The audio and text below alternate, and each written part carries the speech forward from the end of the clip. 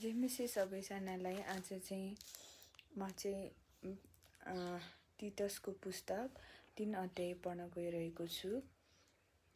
शासकहरू र अधिकारीहरूका वंशमा रहनु र तिनीहरूका आज्ञाकारी हुनु र कुनै पनि इमान्दार काममा तत्पर रहनु भने तिनीहरूलाई याद दिलाइदेऊ।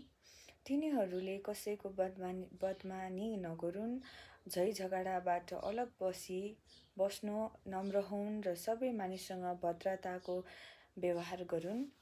किनभने हामी पनि एकपल्ट मूर्ख, अतेरी, बरालिएका, किसिम किसिमका काम वासना र सुख विलासमा फँसेका, देश र डाँडमा दिन बिताउने, मानिसबाट घृणित भएका, एउटाले अर्कोलाई घृणा गर्ने थियौँ। तर जब परमेश्वर हाम्रा मुक्तिदाताको भलाइ र प्रेम प्रकट भयो, तब हामी आफैले धार्मिकतामा गरेका कामबाट होइन, तर उहाँको आफ्नै कृपाअनुसार पूर्ण जीवनको स्नानद्वारा र पवित्र आत्माद्वारा भएको नवीकरणबाट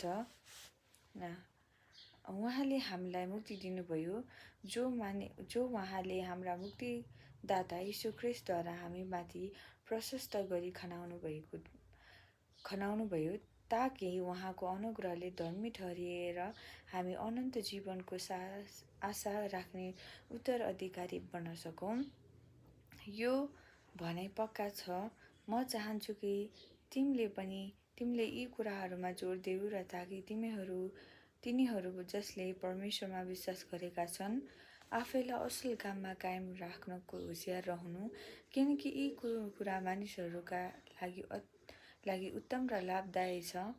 तर मूर्ख, वाद-विवाद, वंशावली, फुट र व्यवस्था सम्बन्धी झगडाबाट अलग बस, किनकि यी बेफाइदा र व्यर्थका हुन्। फुट ल्याउने मानिसलाई चाहिँ 1 वा 2 पटक चेतावनी दिएपछि त्यसका सब अरू कुनै सरोकार नराख, यो जानेर कि यस्तो मानिस भ्रष्ट र पापी हो, त्यो आफैले दोषी ठहराइएको छ।